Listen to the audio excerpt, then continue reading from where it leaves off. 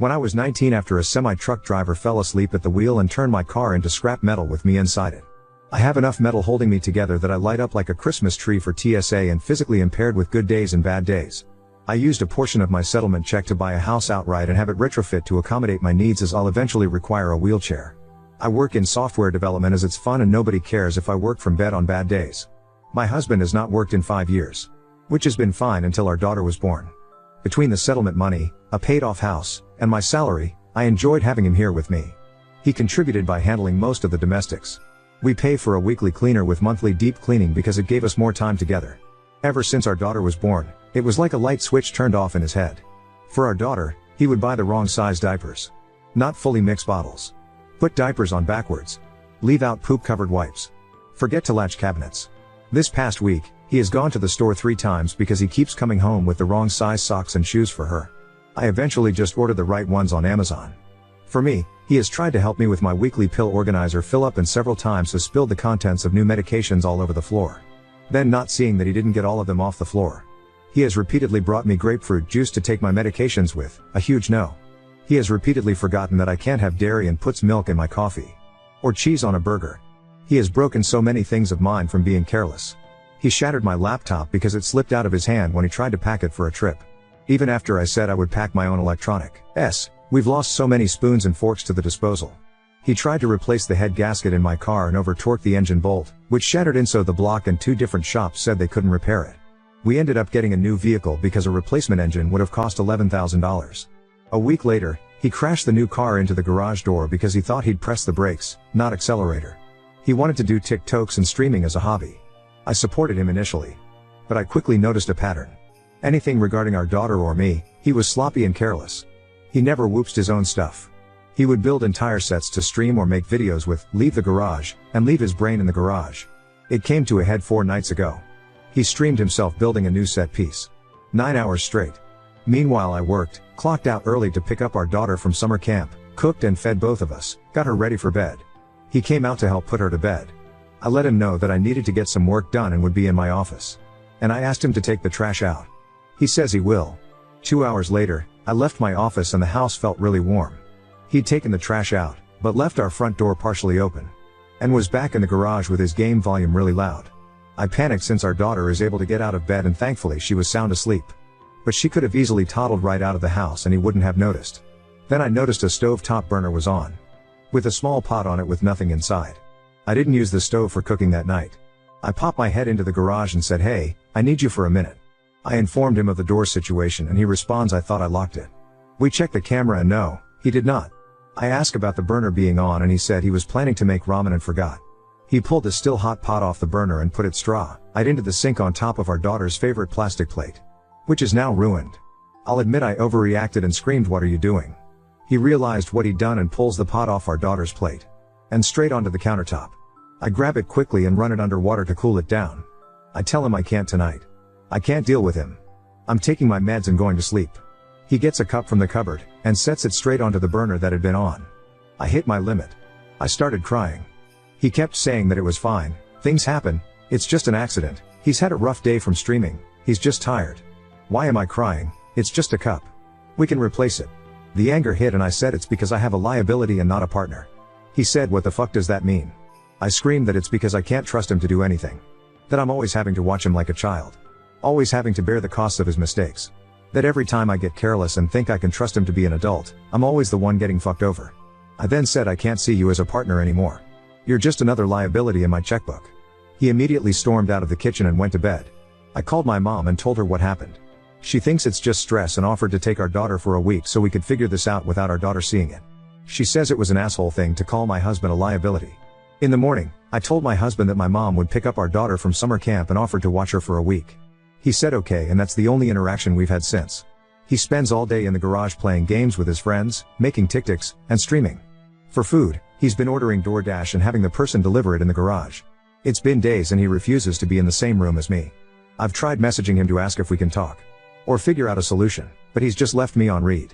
If I pop into the garage, he ignores me but apologizes to his friends or viewers for the interruption and geek unmute his mic when the noise stops. Before the blow up, I've asked if there was something going on. I tried to gently respond every time he screwed up so our daughter didn't associate mistake to anger. I asked him to schedule with a doctor to see if something was going wrong medically. He always said I was overreacting, people make mistakes, and didn't see an issue, even when the same mistakes kept happening. When I tried to get him to understand that it was concerning just how expensive his mistakes were getting, he'd wave it off as it's not like we can't afford it. I love him dearly, I just miss the person he was before we had a child. Update 1. Why does my husband not work? He can easily find employment, but we both agreed that the pay was never worth the toxic environment of his field unless he wanted to start his own business, which he did not. He worked in home repair and renovation.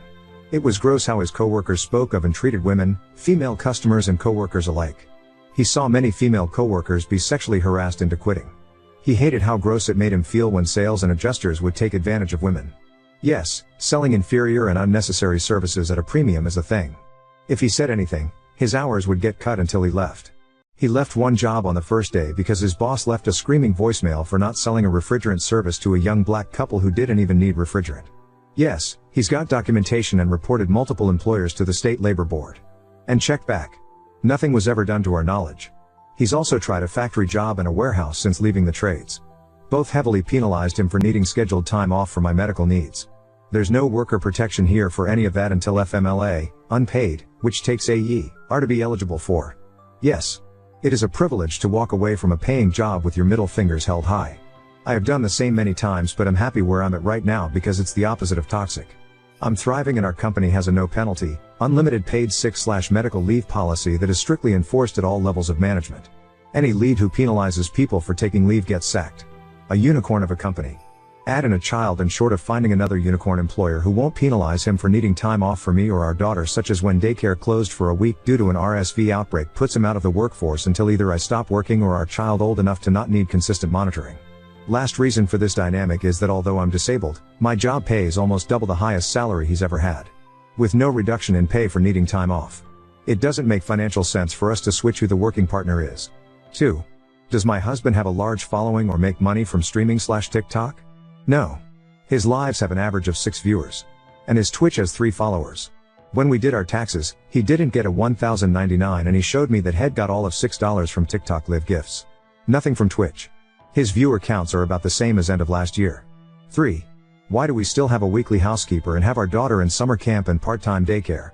I hate the dynamic of one spouse working a single job for 40 hours a week while the other juggles simultaneous domestic duties, child rearing, care, enrichment, socialization, and essentially being on call 24/7. I would not want those expectations of me and couldn't fathom putting all of it on someone I love and cherish. If my husband did all of the activities and field trips that daycare did, his evenings and weekends would be taken up by domestic duties that I would physically struggle with assisting. The weekly housekeeper helps prevent cleaning paralysis, where small missed things pile up into unwieldy monster tasks and struggling with where to start. The monthly deep clean and organization has been a world of self-care as we navigated to having an infant and the transition from infant to toddler. 4. The allowance thing. Yes. I wanted a dynamic where my husband had his own money even if he was not working a paying job. Maybe I've been on social media too long, but I've read so many stories of non-working spouses, albeit mostly women, being financially abused or unable to leave marriages because they did not have access to money they could save up in private. Should I have stopped it sooner when our dynamic became too unbalanced? Yes. I own that. 5. As for what happens if/when we divorce, the house and settlement balance is in a trust completely separated and as far as my lawyer can tell, out of his reach. Alimony would be up for a judge to decide, but between my documentation, that his licenses/certs aren't expired, plus my continual medical costs, Terry's a good chance of not being obligated. Hopefully that answers most or all of the background related questions. On to the update. Friday I finished work to the smell of food being cooked. My husband was plating dinner on the table when I left my office. He said he wanted to talk over dinner. Some people had given me a heads up that my story was on multiple TikToks and I'm grateful because it meant being prepared for the possibility he would see it. Which, I have feelings about my post being used for content on the very platform my child and I have been neglected for. Not good ones. He did see one. He asked if it was me and I told him the truth. Yes, I wrote it. Yes, that's how I feel. And yes, I read the comments on Reddit. And no, I won't delete or change how I write about him just because I know he can see it. I don't know how to describe his reaction, but he said he'd spent the last day reflecting on just how bad could it be for Soma, and why medical diagnosis suggestions be given as reason and justification. He did say that he's not ADHD. His mom was addicted to opioids and Ritalin when he was a kid and she tried to get numerous doctors to have him diagnosed ADHD. She had him believing he was, so he also sought out 2 opinions once he was an adult. He didn't learn about her addiction until his mid-20s. He did seek therapy once he was aware that his mom was trying to use him for pills. He said he was willing to see a psychiatrist one more time, but he doesn't think he's ADHD or autistic at all. He does think he might be depressed though. If not depressed, he will ask about some of the other medical suggestions if it will ease my worry or rule out a major problem. He did sound genuine in this, but something he said is sticking with me. He said it jokingly and apologized as soon as he saw the hurt in my eyes.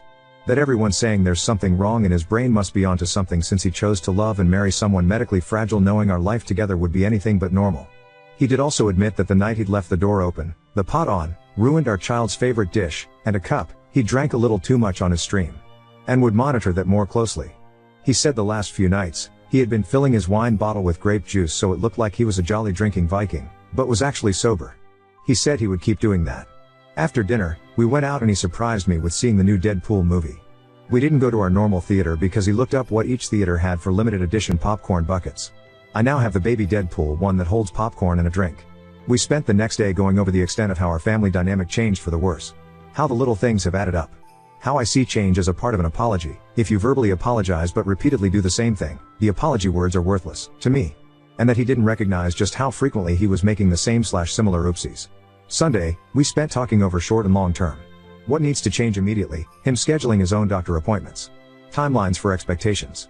He agreed that replacing or fixing things he caused will no longer come out of our expense account. He will pay it from his allowance account. Which we talked about. I did turn deposits back on, but only for $50 per paycheck.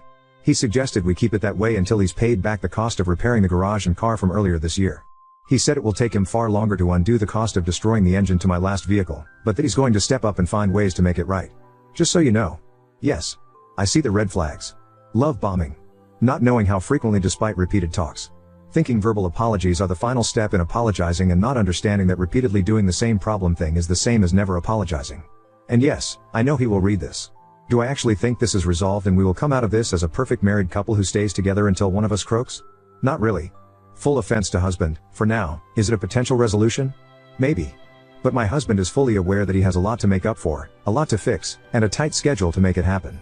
And that the lesson for our daughter, later in life, is either going to be taking real accountability can steer a wayward ship back to course. Taking accountability is the right thing to do, even if you don't get the results you wanted, or love alone isn't enough. Now on to second story. Exposed my niece's engagement to a man twice her age at our family gathering. Now everyone's attacking me for ruining her happiness. I, 33 male, have a pretty big age difference with my brother, 44 meters. He had a child at 25, which means that I became an uncle at 14. Because we were pretty close in age, I formed a special bond with my niece, Ella, now 18F.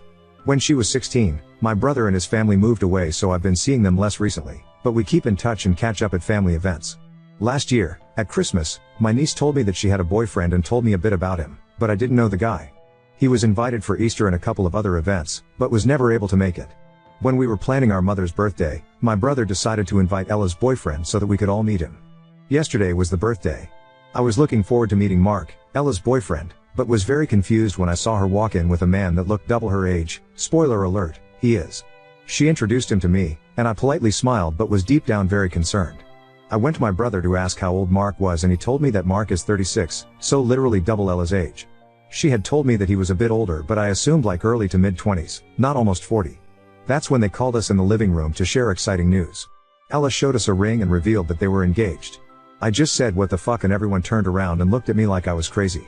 I told them that they were out of their minds if they thought this was normal, that there was no world in which a 30-something should date an 18-yo, and that she shouldn't be getting married. All of them accused me of ruining Ella's happiness. Some even said that I was jealous of Mark, which is so fucking disgusting I can't even explain it. I mean, I'm younger than Mark, but never in a million years would I ever consider dating someone younger than 25. They told me that it was perfectly legal as they were both adults, which isn't true because they've been dating for a year and Ella turned 18 7 months ago, and that if they were happy that's all that matters. I told them that they were sick for allowing this and that he was a predator, but they wouldn't listen. I know this isn't my business, but I can't help but fear for Ella. She is young and doesn't really know what she's getting into. I'm really scared of her getting married and being unable to leave him when she realizes how sick it was. I then left and slammed the door, and have been receiving pretty wild messages and calls since then. I don't know if I was wrong for this and I'm just overreacting, and if I wasn't wrong I don't know what I can do to make them realize how wrong it is. Update 1. What I've decided to do is, 1. Apologize to her. I sent her a text saying I was sorry for my outburst and that I should have thought it through beforehand. I told her that I never wanted to make her feel like I didn't want her to be happy, and that I loved her very much and had her best interests in mind. 2. Ask her if we could talk about this. I asked if she would be okay and free to hang out and maybe get coffee this week to talk about all of this with a clear head. I really want to try and get her to see why it's weird and that maybe marrying him is not a great choice. 3. Explain myself to my brother. I sent him a text saying that I was sorry for the way I said it, but that I still thought that it needed to be said. I explained to him why I think Mark is a predator and this relationship could have a very negative and damaging impact on Ella. I'm still waiting on their replies. I'll update when they reply, or when I see Ella, if she accepts, depending on how long it would take. In the meantime, I really want to thank everyone who gave me advice and was constructive, and really tried to help my niece out of this situation. Update 2. Ella replied and told me she agreed to meet with me and talk. I just came back from seeing her. Here's how it went.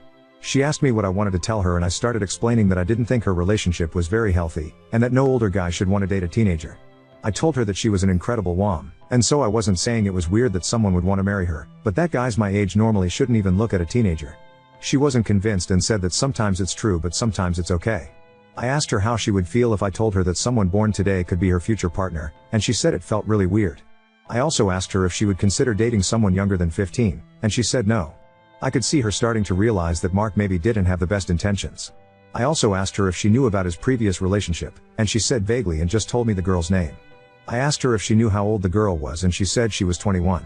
I also asked her if she knew that their relationships overlapped and she said that Mark always told her he was single since they met, but she kind of felt like that wasn't true.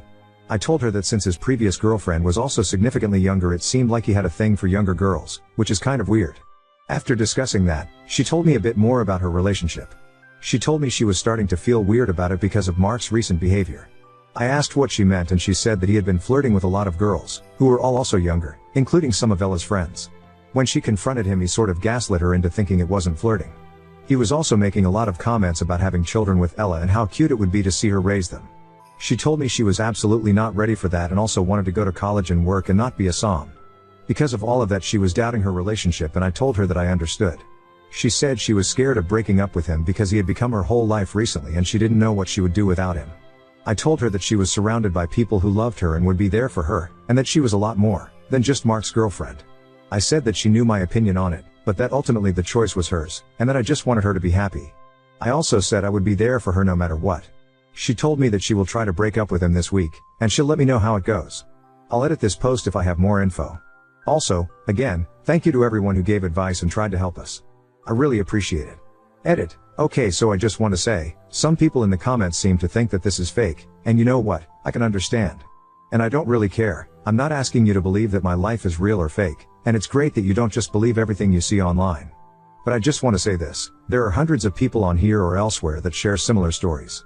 I'm not really affected by people thinking I'm lying, mainly because I'm not the one in that situation. But some people might be. Some people come on here to share something that might have traumatized them, and the last thing they want is for others to think they're lying. So if you don't want to believe me that's fine, but the next time keep that to yourself. It's fine to not believe something, but you don't have to say it, because it might make other people feel really bad. Comments where Op replied, no, basically I was telling her that it was weird for him to date her and she was telling me that she understood that older men dating younger girls can be creepy as a whole, but sometimes it's just because they're in love. Then I talked for a while about how men our age normally perceive 18-yo as literal children, so they don't go after them unless they're actually okay with dating children. And when I asked her that question it really hit her and she admitted that maybe it was actually weird. And then she talked about all the red flags, but it was kind of unrelated. I think it's the addition of both of these things that made her really come to the realization that the relationship was a bit weird. But what I didn't say in the post is, this took a really long time. We talked for over 3 hours and what I posted is just a really big summary of all we said. I just tried to keep it short but it wasn't as quick as it seems to be. To explain this in more details, I went through the guy's socials with my friends a few days ago because we thought there might be other weird things going on and we ended up finding info about his previous relationship, the one right before Ella. So Ella told me at Christmas, so December 24th, that they had been dating for a few months, but when we searched his Facebook we saw a post wishing happy birthday to a girl who he called his baby on December 12th. And this girl appeared in other posts where they were kissing or he was calling her pet names so we assumed she was his GF. Which Ella confirmed afterwards. And this girl also looked very young. He at one point wrote something about her and said as soon as you're done with college, so we knew she was in college. And she looked between 20 and 25. And Ella then confirmed that she was 21. But yeah, basically it seemed like he was still with his ex while dating Ella, so I asked her if she knew about that. I also didn't think she would understand, but I think the many red flags she has been seeing in Mark recently contributed to that a lot. Were you ever loved if you think looking out for your younger relative makes you creepy? Didn't you have family members that were there for you growing up? Yeah, my friends and I are currently going through his socials. We've done Facebook already and found his last ex was around 20 to 24 and their relationship overlapped with his relationship with my niece.